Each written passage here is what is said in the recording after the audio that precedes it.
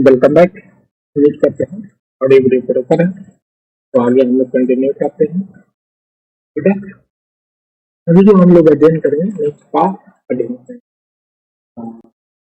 पढ़ने को आपकी क्लासेस नहीं हो पाई थी। ठीक है, तो आप क्लास का टाइमिंग आपको पता चल गया है कि 4 PM में है और जो सब्जेक्ट है वो अकाउंटेंसी का TR3 TR4 जिसका भी आप तैयारी कर रहे हैं या स्टेट का वो आपके लिए मोस्ट इम्पोर्टेंट क्वेश्चन है। ठीक है, तो नेक्स्ट हम लोग पिछली क्लासेस में 52 तक किए थे, अब हम लोग 53 से स्टार्ट करते हैं। क्लियर है, तो आगे स्टार्ट करते हैं। तो सबसे पहले 53 देख लेंगे। यहाँ पे हम लोग क्वेश्चन आपका स्क्रीन में बताइएगा, पूंजी का वह जो कि एक कंपनी के विघटन पे याचित किया जा सकता है। अब आपको बताना है कि कंपनी की पूंजी का एक भाग है जो हम लोग कंपनी के विघटन पे यानी डिसोल्यूशन के समय पे मांगते हैं, उसे हम लोग क्या कहते हैं? राइज कैपिटल कहते हैं, कॉल्ड अप कैपिटल कहते हैं, लिक्विडिटी लिक्विडेशन कैपिटल या रिजर्व कैपिटल। तो आपको बताना है कि क्या नाम देते हैं जो कंपनी समापन पे बचे हुए, मान लेते हैं ये आपका कैपिटल है। ठीक है, ये आपका कैपिटल है, इसका कुछ हिस्सा जो है वो आप रिजर्व में रखते हैं। क्या रखते हैं? रिजर्व में रखते हैं। जब कंपनी की स्थिति खराब होगी विघटन के समय पे हम मांगेंगे, इसको हम लोग रिजर्व कैपिटल कहते हैं। क्या कहते हैं? रिजर्व कैपिटल कहते हैं। उम्मीद करते हैं ध्यान में रखिएगा, रिजर्व में रखते हैं इसलिए रिजर्व कैपिटल कहते हैं, तो भी ध्यान रखना है आपको। ठीक है, डी ऑप्शन राइट है। अब हम लोग आगे बढ़ते हैं। ए एवं सी यानी सा कहेंगे साझेदार है जो लाभ को 2:1 के अनुपात में बांटते हैं। सा जो है अवकाश ग्रहण कर लेते हैं। ए बी का नया अनुपात बताना है। यहाँ पे रेशियो दिया हुआ था 2:1 किसका? बा और सा का। तो सिंपल ध्यान रखेंगे, यदि कोई पार्टनर अवकाश ग्रहण करते हैं, सी अवकाश ग्रहण करते हैं और नया अनुपात आपको पूछा जाए, क्वेश्चन में कुछ नहीं बोला जाता है, तो जो रिमेनिंग आपको बच गया वही आपका नया अनुपात है। कितना है? 2:1। तो 2:1 को हम लोग 2 कॉमन लेके 1:1 लिख सकते हैं ना? तो लिख सकते हैं बिल्कुल। तो ए ऑप्शन हो जाएगा। ठीक है, आगे बढ़ते हैं। जल्दी से कमेंट करेंगे आप लोग। ए आ और बा 7:3 के अनुपात में लाभ बांटते हैं। सी को नए सरदार के रूप में प्रवेश दिया गया। आ ने अपने हिस्से का 1/7 भाग और बा ने अपने हिस्से का 2/3 भाग सी को दिया। आ बा सा का नया अनुपात बताना है, यानी ए और बी अपने पास दो पार्टनर, इनका रेशियो दिया हुआ है 7:3। अब बोल रहे हैं कि एक न्यू पार्टनर्स को हम इंट्रोड्यूस करना चाह रहे हैं। क्या करना है?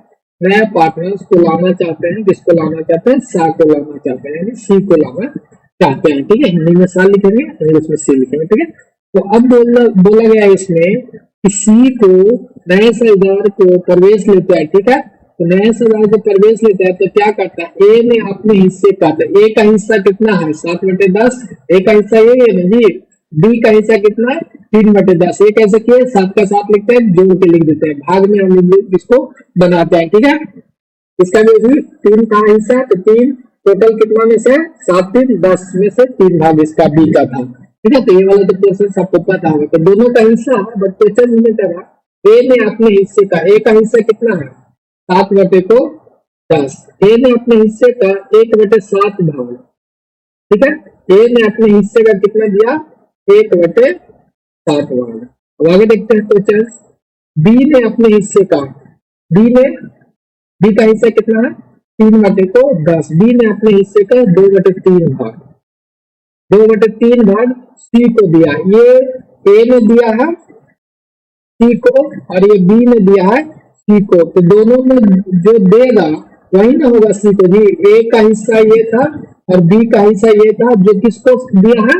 ये दोनों मिलकर सी को दे दिया है, तो दोनों का हिस्सा जोड़ देंगे, तो इसको गुना कर लेंगे। 7 गुना 1 कितना हो जाएगा जी? 7। 10 गुना 7 हो जाएगा आपको 70। ठीक है, इसी तरह से इसका भी जोड़, प्लस का चिन्ह तो प्लस कर लेंगे। 3 दूनी के 6 जातिया का 30। ठीक है, आपको काट रहा है तो इसको काट लेंगे, 1/10 हो जाएगा। काटेंगे तो कटेगा ना जी। ठीक है, और 1/5 हो जाएगा। एलसीएम निकालने में आपको आसान हो जाएगा। 10 एलसीएम तो 1 प्लस कितना आ जाएगा ये 5 दूनी को 10 जबकि 2 3 बटे को कितना आ गया 10। तो ये जो भी आपको निकल के आया तो किसका निकल के आया सी का हिस्सा निकल के आया। किसका निकल के आया सी का हिस्सा निकल के आया। अब सिंपल हम लोग देखेंगे कि स्टार्टिंग में ए के पास था कितना 7 बटे 10 था। अब ए ने बी को ए ने अपने हिस्सा में से क्या दिया बी को दे दिया सी को दिया था ना जी। तो कितना दे दिया है 7 बटे को 1 बटे को 10 अच्छा 7 बटे को 70 दिया था। तो इसको हम लोग काट के कितना कर लेंगे 1 बटे को 10 ठीक है 1 बटे को 10 इसको काट के सोल्व कर लीजिएगा 7 से 7 कटेगा 1 बटे को ये 10 दिया ए ने सी को दिया था 1 बटे 10 जो दे दिया उसको घटा देते हैं तो सिंपल 6 बटे को 10 आ जाएगा। ठीक है फिर आगे देखते हैं बी का हिस्सा कितना था 3 बटे को 10 था। अब बी ने कितना दे दिया है सी को ये वाला हिसाब मिला लेंगे इसको भी आगे सोल्व कर लेंगे तो 3 से 3 कर देता और 2 बटे को 10 यानी 1 बटे को 5 आ गया। इन्होंने 1 बटे को 5 भाग दे दिया। अब सोल्व कर लेंगे 10 3 माइनस 2 यानी 1 बटे को 10 रेशियो में लिखना तो ये नया और सी का नया निकल गया यानी 6 रेशियो 1 रेशियो 3 नीचे सब में 10 10 है तो वो ऐसे ही लिख देगा। तो कौन सा ऑप्शन हो गया ए ऑप्शन हो गया। तो ठीक है कुछ नहीं करना था इसमें बोला था कि सी जो नया पार्टनर्स आ रहे हैं उसको बी अपने हिस्से का 1 बटे 7 भाग दे देता है ए और बी जो है 2 बटे 3 भाग दे देता है। तो जो भाग दे दिया जो किसका हो गया सी का हो गया और जो दिया उसको घटा देंगे जिस जो ए देने वाला था ठीक है सी को दिया था तो सी वाला जो हिस्सा दिया उसको घटा दिए कहानी खत्म हो गया नहीं निकल गया ना। आपके पास स्टार्टिंग में 10 रुपया किसी को आपने 2 रुपया दे दिया तो आपके पास बचेगा कितना 8 रुपया नहीं वही सिंपल था। आगे देखते हैं क्वेश्चन नंबर हम लोग 55 देखेंगे निम्नलिखित में से किसे व्यापारिक खाते में डेबिट पक्ष में दिखाया जाना चाहिए यानी ट्रेडिंग अकाउंट की बात कर रही है कि ट्रेडिंग अकाउंट में हम लोग किसे हम लोग डेबिट साइड में लिखते हैं सैलरी को लिखते हैं इनकम टैक्स को कैरिंग बाद या सेल टैक्स। तो आपको पता है कि ट्रेडिंग अकाउंट में डायरेक्ट एक्सपेंस को हम लोग लिखते हैं डायरेक्ट एक्सपेंस को हम लोग क्या कहते हैं लिखते हैं। तो डायरेक्ट एक्सपेंसेस में कौन सा है कैरिंग इन बैड आपका ये सब जितना भी है वो आपको है इनडायरेक्ट एक्सपेंस। तो कौन सा ऑप्शन आएगा सी ऑप्शन सही है। ठीक है आगे देखते हैं 56 पे आएंगे एक कंपनी ने अपने लेनदारों को 10,000 रुपए का भुगतान करती है इस व्यवहार से उसकी कार्यशील पूंजी में क्या होगा। नॉर्मली आपको बोल दिया गया कि लेनदार ने क्रेडिटर्स को पे किया ठीक है तो पे करेंगे तो क्रेडिटर्स क्या हो जाएगा घटेगा और कैश भी हमारे पास क्या हो जाएगा घटेगा और वर्किंग कैपिटल आपको बोल दिया तो current assets minus current liability. तो क्या दोनों में चेंजेस होगा जी करंट एसेट्स में से भी 2 रुपया घटा देते हैं।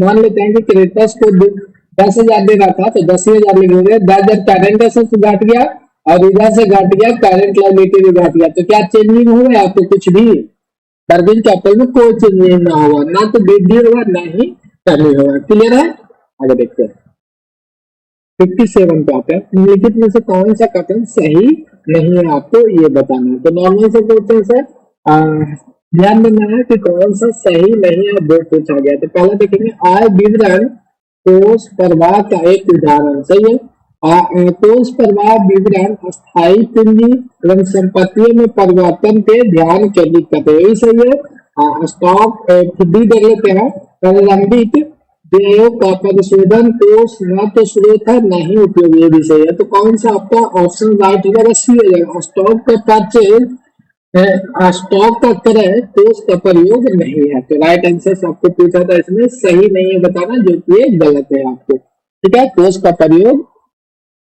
है देगा जबकि नहीं है ठीक है। तो नॉर्मल सी ऑप्शन हो जाएंगे। क्लियर है सिंपल देखेंगे ना कि हम लोग फैसलों में पूंजी को ध्यान में रखते हैं संपत्ति के ध्यान प्रारंभिक जो व्यय है उसको परिशोधन करते हैं विभिन्न करते हैं तो कोष का प्रवाह इसमें ना तो कोष का प्रयोग स्रोत का प्रयोग होता नहीं उपयोग होता है। ठीक है आगे देखते हैं क्वेश्चन नंबर 58 कहते हैं कोष प्रवाह यानी fund flow of fund, fund flow की बात करें यहाँ पे। अब आपको बताना है कि कहाँ पे फंड का फ्लो हो रहा है। वो कहते हैं, ये पीछे भी हमने क्वेश्चन आपको बता रखा है। लेनदारों को रोकड़ दिया जाता है, लेनदारों से रोकड़ प्राप्त होता है, मशीनरी की नगद खरीद की जाती है, स्टॉक नगद खरीदा जाता है। तो सिंपल कहाँ पे अपने फंड का प्रयोग फ्लो हो रहा है वो आपको बताना है। तो जब हम लोग फिक्स एसेट्स खरीदते हैं कुछ भी, तब हम लोग क्या करते हैं, कोष प्रवाह कहते हैं, फंड फ्लो हम लोग कहते हैं। तो सी ऑप्शन सही है, ठीक है, फिक्स एसेट्स में। यहाँ पे सब आपको एक तो दोनों चीज क्या था, एक डेटा था और एक आपको कैश की बात करें। यहाँ पे भी डेटा से, यहाँ भी कैश की, यहाँ पे स्टॉक है, यहाँ पे तो फ्लो फंड का फ्लो नहीं होता, ठीक है। किसमें हो जाएगा, फिक्स एसेट्स वाले में। तो सी ऑप्शन। 59 देखते हैं, निम्नलिखित में से कौन सा एक वास्तविक खाता यानी रियल अकाउंट आपको बताना है। प्रीमियम, बीमा प्रीमियम, बीमा प्रीमियम, रोकड़ और कैश। तो वास्तविक खाता मतलब एसेट्स को यहाँ पे आपको देखना है, कौन सा एसेट्स को आपको देखना है। तो कौन सा एसेट्स है जी, रोकड़ वाले पोर्शन आपको एसेट दिख रहा होगा, ठीक है। बीमा ये आपको पर्सनल हो गया, ये भी पर्सनल हो गया, बैंक भी आपको पर्सनल अकाउंट के अंतर्गत आता है, ठीक है। पीए, पीए और पीए हो गया, और ये आपका एसेट्स है। तो एसेट्स आपको रियल अकाउंट होता है। तो सी ऑप्शन आपका राइट है। आगे हम लोग बढ़े, चलिए नेक्स्ट देखते हैं 60, ठीक है। 60 देखेंगे हम लोग। बताना है, भारतीय लेखांकन मानकों का निरूपण किया जाता है संसद के अधिनियम द्वारा, चार्टर्ड अकाउंटेंट ऑफ इंडिया द्वारा, कंपनी लॉ द्वारा, ऑडिटर बोर्ड द्वारा। तो आपको बता रखे हमने, अकाउंटिंग स्टैंडर्ड जो निरूपित किया जाता है वो किया जाता है institute of chartered accountant of India के द्वारा। राइट आंसर है आईसीआई 1949 में इसकी एस्टेब्लिशमेंट हो रखी है। आगे देखते हैं, अकाउंटिंग स्टैंडर्ड 3 के संबंध में आपने को बताना है। तो अकाउंटिंग स्टैंडर्ड 3 जो है वो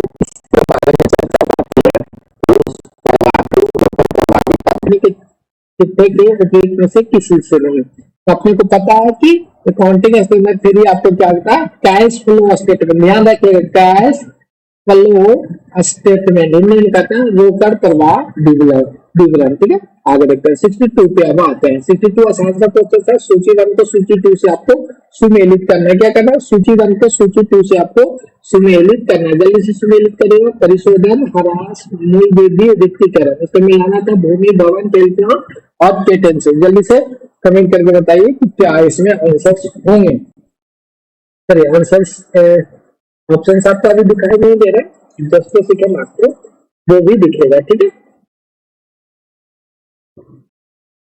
चलिए वो भी हम लोग देख लेते हैं। तो राइट आंसर सबसे पहले देखिए, जब सुमेलित करना हो तो सबसे आसान को देखेंगे हम लोग, ठीक है। तो सबसे पहले हम लोग को डिप्रिसिएशन पता है कि किस पे लगता है, ठीक है। यदि इसमें भी थोड़ा सा कंफ्यूजन है तो मूल वृद्धि है दो देख लेते हैं, इसमें करेंगे रिक्तीकरण। तो मूल वृद्धि सबसे आसान है कि मूल की वृद्धि इसमें किस पे होते रहता है वो देखना है। तो किस पे, भूमि, ये लिखा हुआ क्या, भूमि पे, ठीक है। तो भूमि पे मूल वृद्धि होता है। तो सी के क्या हो जाएगा, सी के हो जाएगा 1। तो ऑप्शंस में सबसे पहले देखेंगे सी का 1, ये ऑप्शन आपको मैच है, ठीक है। रिक्तीकरण की बात करते हैं तो रिक्तीकरण आपको नेचुरल जो चीजें हैं उस पर जब डिप्रिसिएशन लगाते हैं तो उसको रिक्तीकरण कहते हैं। तो नेचर चीजें आपको क्या हो गया, ये हो गया आपका तेल का धुआं। तो डी का 3 यहाँ पे भी मैच कर रहा है, ठीक है। उसके बाद आते हैं ह्रास, अपने को किस पे लगा लेंगे, ह्रास अपने को किस पे लगा लेंगे, जल्दी से बताइएगा। नॉर्मल बिल्डिंग पे लगा ही लेते हैं, आपने क्वेश्चन में भी देखा होगा। परिशोधन की बात ऐसी है कि कॉपीराइट, पेटेंट, जो इनटैंजिबल्स आपको एसेट्स होते हैं उस पर जब डिप्रिसिएशन लगाते हैं तो परिशोधन कहते हैं,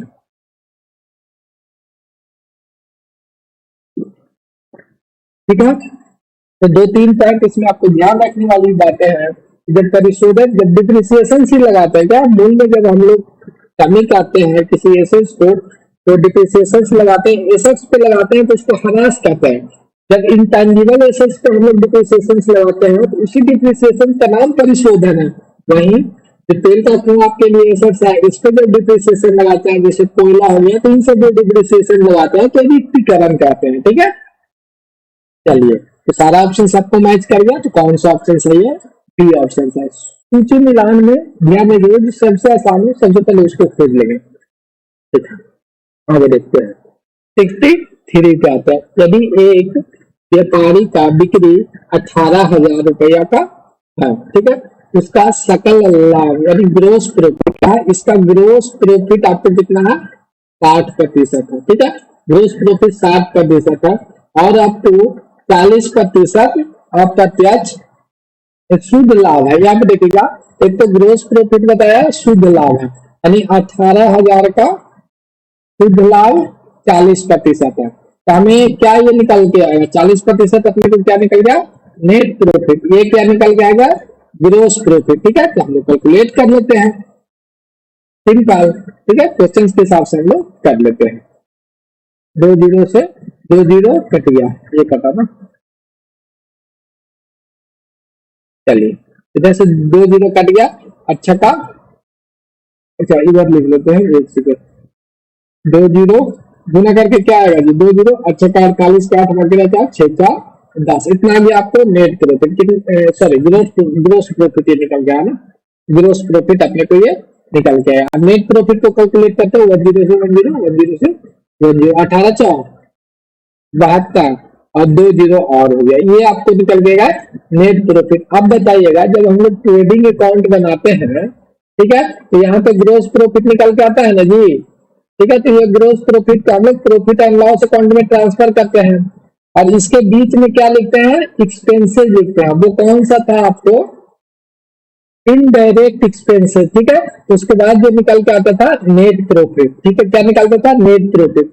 मतलब ग्रोस प्रॉफिट में से, ध्यान रखिएगा, ग्रोस प्रॉफिट में से जब हम लोग एक्सपेंसेस को घटा देते हैं, इनडायरेक्ट एक्सपेंसेस को, तो अपने को निकाल के आता है नेट प्रॉफिट। वही था यहाँ पे आपको दिया हुआ ग्रोस प्रॉफिट दिया हुआ कितना, 10,800। अपने पास एक्सपेंसेस पता नहीं है, बच जाएगा कितना, निकाल के जो आएगा, यदि एक्सपेंसेस घटा देंगे तो 7200 रुपया। अब इसको सोल्व कर सकते हैं। अब तो आप प्रत्यक्ष दिया, इनडायरेक्ट एक्सपेंस पूछा था, तो अपने को क्या कर लेना है, इसको इधर ले आएंगे, इसको इधर ले आएंगे, मतलब 10,800 में से इधर इसको लाएंगे तो माइनस में हो जाएगा ना 7200, और इक्वल टू बच जाएगा आपको एक्सपेंस। ये तो कर लीजिएगा ना, तो 0,0,6,3 3600, कौन सा ऑप्शन, सी ऑप्शन। किन्हीं को दिक्कत है तो बताइएगा, एक बार फिर से देख लीजिएगा, रेट पेन आपको समझा देते हैं। जब हम लोग ट्रेडिंग अकाउंट बनाते हैं, कौन सा अकाउंट बनाते हैं, ट्रेडिंग अकाउंट बनाते हैं, ठीक है, तो यहाँ पे अपने को निकाल के आता है ग्रोस प्रॉफिट। इसी ग्रोस प्रॉफिट को नीचे हम लोग प्रॉफिट एंड लॉस में ट्रांसफर करते हैं। ठीक है, ग्रोस प्रॉफिट। अब gross profit and loss account में इनडायरेक्ट एक्सपेंस हम लोग लिखते हैं, इसको घटाने के बाद अपने को क्या बचता है, नेट प्रॉफिट बचता है, यही बचता है ना जी। तो सिंपल, मतलब gross profit minus indirect expense, क्या है, gross profit minus indirect expense is equal to net profit. अपने पास नेट प्रॉफिट पता है, ग्रोस प्रॉफिट पता है, पुट करके हल कर लेते हैं, 3600 आ जाता है। क्लियर, क्वेश्चन में ये दिया होता है बिक्री का जो ग्रोस प्रॉफिट है वो 7% है, कहेंगे कि बिक्री का, या देखिएगा बिक्री का 40% शुद्ध प्रॉफिट है, तो बिक्री अपने पास पता था, तो आराम से निकाल लेते हैं। नहीं कोई दिक्कत तो कमेंट कीजिएगा।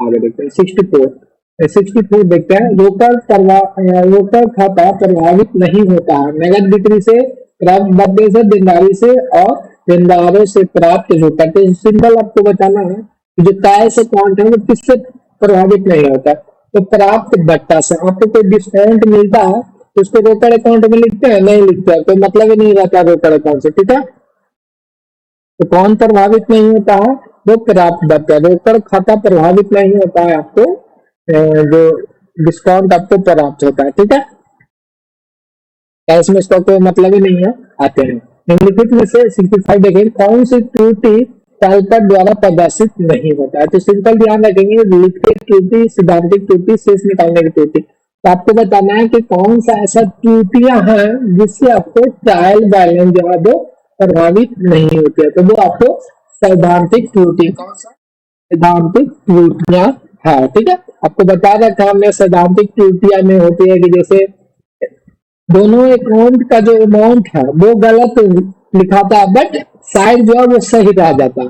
जैसे मशीन इंस्टॉल करते हैं तो मशीन अकाउंट में डालना था डेबिट साइड में, ठीक है, तो डाल के ना क्या करते हैं, वेजेज में डेबिट साइड में डालते हैं, अमाउंट तो सही साइड में, इसीलिए ट्रायल बैलेंस में ये नहीं पकड़ा पाती है, मैंने जो प्रदर्शित नहीं हो पाती है, तो वो था डी ऑप्शन। आगे देखते हैं, एक कंपनी सचिव की नियुक्ति की जाती है। अब इन पदधारकों द्वारा, अधिकारियों द्वारा, सरकार द्वारा, संचालक मंडल द्वारा, तो ध्यान देते कंपनी के सचिव की बात करते हैं, किसकी सचिव की बात करते हैं, सचिव की बात करते हैं, तो ये आपको संचालक मंडल द्वारा किया जाता है, ठीक है, डी ऑप्शन राइट है। आगे देखिएगा, शुद्ध लाभ आपको 23,000 है, अस्थायी संपत्ति के बिक्री पर लाभ 2,000 रुपया है, तो आपको संचालन से कोष बताना है। नेट प्रॉफिट, वही अभी प्रॉफिट एंड लॉस कॉन्टेस्ट अभी हमने आपको बताया था, ठीक है, नेट प्रॉफिट कितना है जी, 2,000 है, नेट प्रॉफिट 2,000 है। इधर आपको इनडायरेक्ट एक्सपेंस, इधर आपको ग्रॉस प्रॉफिट। तो अब बताइएगा, अभी हमने बताया gross profit minus indirect expense, क्या, indirect expense is equal to net profit. अब ग्रॉस प्रॉफिट आपके पास दिया हुआ था, ग्रॉस प्रॉफिट नहीं दिया हुआ है, ठीक है, इनडायरेक्ट एक्सपेंस आपको नहीं दिया हुआ है। तो अब इधर देखिएगा, तो प्रॉफिट होता है, प्रॉफिट एंड लॉस अकाउंट में फिक्स एसेट्स वाला, इनडायरेक्ट, इनडायरेक्ट क्या है ये, इनडायरेक्ट प्रॉफिट आपका है, उसको हम लोग इसमें लिखते हैं, मतलब ग्रोस प्रॉफिट में ऐड करते हैं, इनडायरेक्ट प्रॉफिट, ठीक है। तो इनडायरेक्ट प्रॉफिट अपने को 2,000 इधर दिया हुआ था, प्लस ग्रोस प्रॉफिट नहीं है, इनडायरेक्ट एक्सपेंस कुछ नहीं बताया गया, तो 0 है, और नेट प्रॉफिट अपने पास 23,000 है। अब इसको सॉल्व करेंगे, देखिए इनडायरेक्ट एक्सपेंस कुछ नहीं बताया, बट इसको बताया है, तो इसी को लेकर चलेंगे, मानेंगे कि इनडायरेक्ट एक्सपेंस यहाँ पे 0 है। हमको जो आपको पूछा जा रहा था कि ये जो पोर्शन इनडायरेक्ट एक्सपेंसेज है, यानी जो ऑपरेटिंग का जो कोर्स है वो कितना है, ग्रोस प्रॉफिट बचेगा आपको, वो कितना बचेगा वो आपको बताना था, मैंने संचालन करने के लिए आपको क्या है वो बताना है, ठीक है। इसको 0 मान के चलेंगे इनडायरेक्ट एक्सपेंस को, तो ये आपको हो जाएगा, इधर प्लस है तो इधर आगे क्या आ जाएगा जी, माइनस हो जाएगा ना, तो 23,000 में से इधर आएगा ये 2,000 घट जाएगा, मतलब 21,000 रुपया, ठीक है, बी ऑप्शन। सिंपल ध्यान रखना है, जब हम लोग प्रॉफिट एंड लॉस अकाउंट बनाते हैं तो क्या क्या लिखते हैं, इधर ग्रोस प्रॉफिट और इनडायरेक्ट इनकम भी लिखते हैं, जैसे सेल ऑफ मशीनरी कुछ करते हैं उसमें प्रॉफिट होता है, और इधर लिखते हैं इनडायरेक्ट एक्सपेंस लिखते हैं, और जो इधर का ज्यादा रहेगा इधर शेष बच जाता है तो नेट लॉस आ जाता है, इधर शेष बच जाता है तो नेट प्रॉफिट आ जाता है, सिंपल है। तो अपने को हमें पता है ना कि ग्रोस प्रॉफिट के साथ इनकम जुड़ा हुआ था, तो जुड़ने के बाद आपको आया था ना नेट प्रॉफिट, अरे ग्रोस प्रॉफिट हमारे पास 21,000 था, 2,000 पे और प्रॉफिट हुआ, तब ना 23,000 पे नेट प्रॉफिट हुआ। यहाँ पे जूम करेंगे कि इनडायरेक्ट एक्सपेंस नहीं दिया वो क्वेश्चन, मतलब 0 है, ठीक है। आपको ऑपरेटिंग के लिए पूछा था कि संचालन का कोर्स कितना है, मतलब ये जो अमाउंट है ग्रोस प्रॉफिट वो कितना, ग्रोस प्रॉफिट का संचालन होता है जी, संचालन करने के बाद जो बचता है वो नेट हो जाता है आपका 21,000 पे, क्लियर। आगे बढ़ते हैं,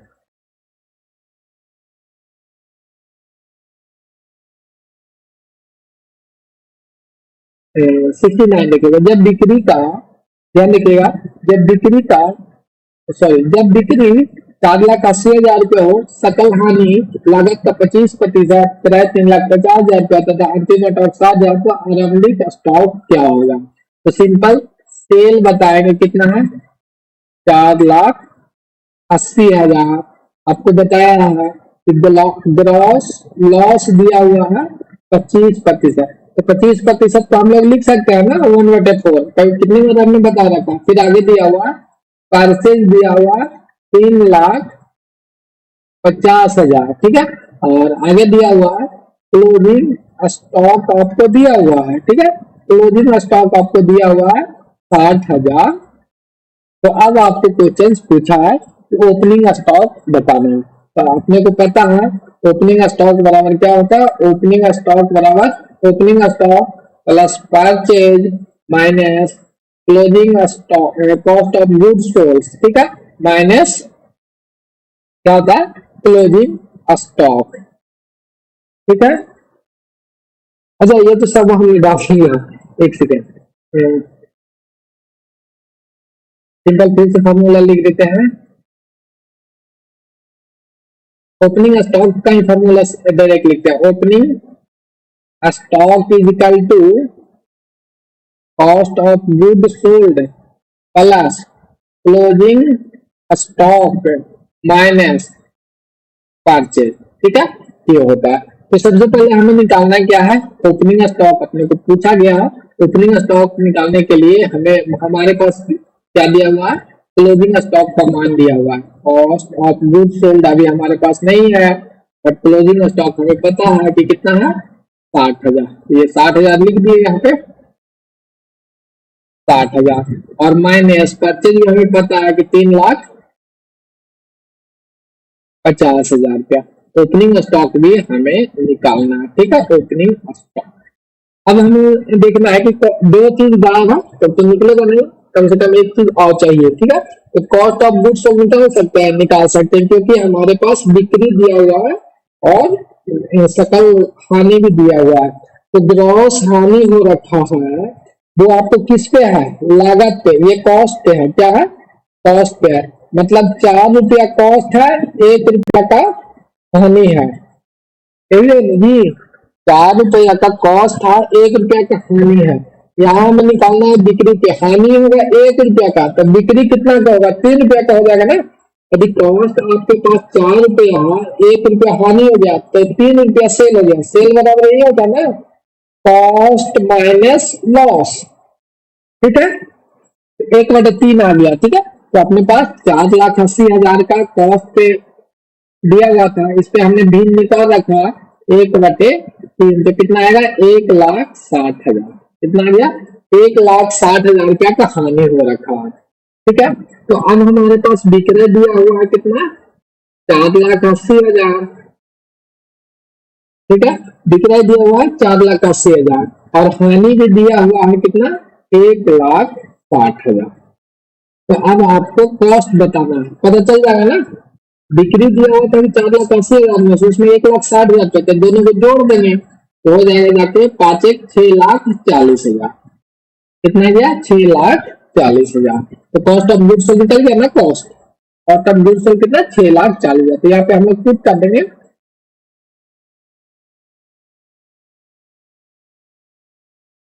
चलिए यहाँ पे हम क्या कर देंगे, कॉस्ट ऑफ गुड्स हमें पता चल गया कितना है 6,40,000। एक सेकेंड,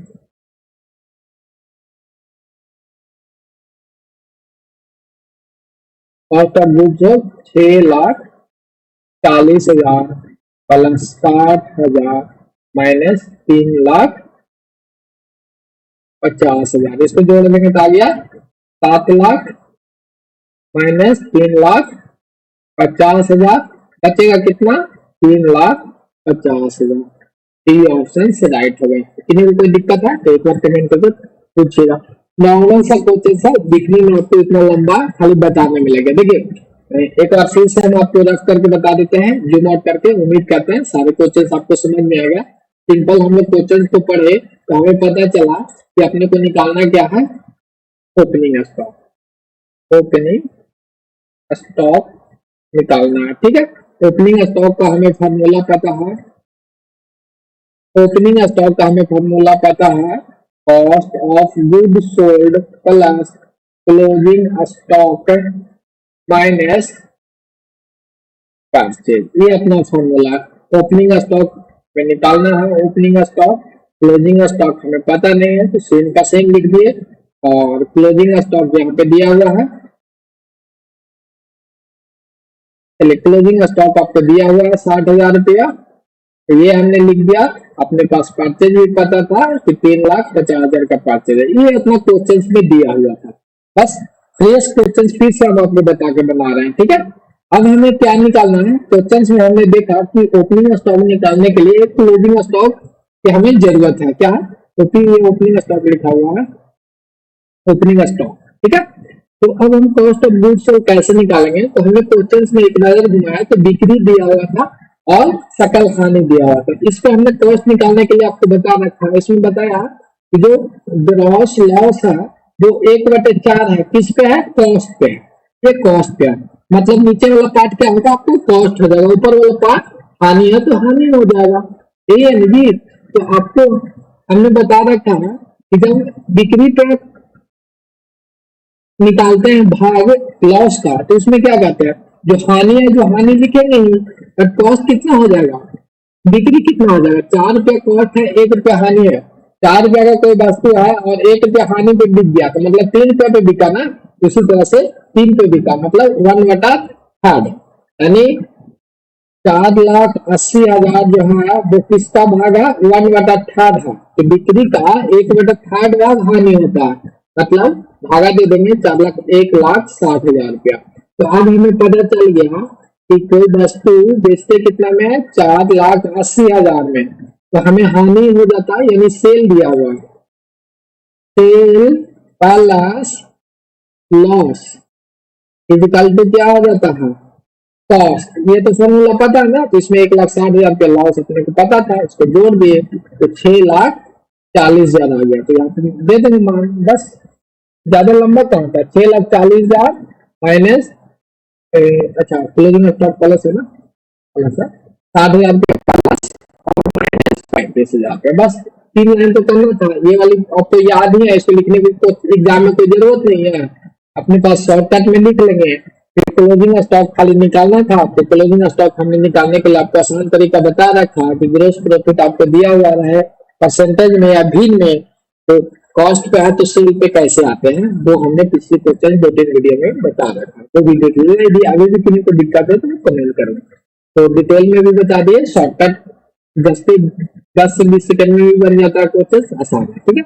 कौन सा ऑप्शन, डी ऑप्शन सही है। आगे हम लोग बढ़े 71 देखते हैं।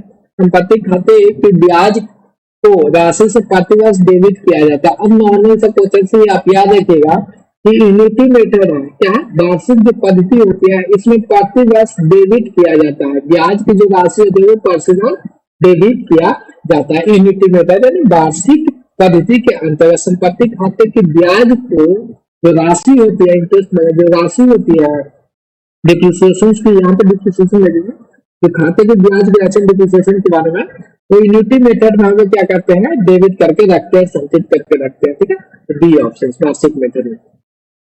71 निम्नलिखित में से कौन सा वक्तव्य सही है, आपको बताना है कि बैंक अकाउंट क्या वास्तविक खाता है, रोकड़ खाता आपको व्यक्तिगत खाता है, रोकड़ पुस्तक जो है कैशबुक क्या डेबिट से दिखाता है, प्रीपेड खाता आपको क्या नाम बात खाता है। तो नीचे से स्टार्ट करते हैं, तो प्रीपेड, ठीक है, या एडवांस एक्रूवल, जहां भी हम लोग देखेंगे आंख बंद करके मानते हैं कि वो पर्सनल अकाउंट है, क्या पर्सनल अकाउंट है, यानी व्यक्तिगत खाता है, क्या है व्यक्तिगत खाता है, ये आपको कंसेप्ट याद रखना, ठीक है, व्यक्तिगत खाता है। ये तो गलत हो गया, यहाँ पे नाम बात पूछा बट क्वेश्चन में सही पूछा। आगे देखेंगे, ऊपर से देखते हैं बैंक खाता। बैंक खाता किसका होता है जी, आपका होगा, कंपनी का होगा या किसी संस्था का होगा, मतलब ये रिप्रेजेंटेटिव में आ जाएगा, ये भी आपको हो जाएगा पर्सनल अकाउंट, पर्सनल अकाउंट, ये रियल अकाउंट नहीं होगा, ठीक है। अब कैश की बात करते हैं, तो कैश आपका क्या है, एसेट्स है, तो एसेट्स जो होते हैं वो रियल अकाउंट होते हैं, वास्तविक खाता होता है, यहाँ पे व्यक्तिगत, ये भी गलत हो गया।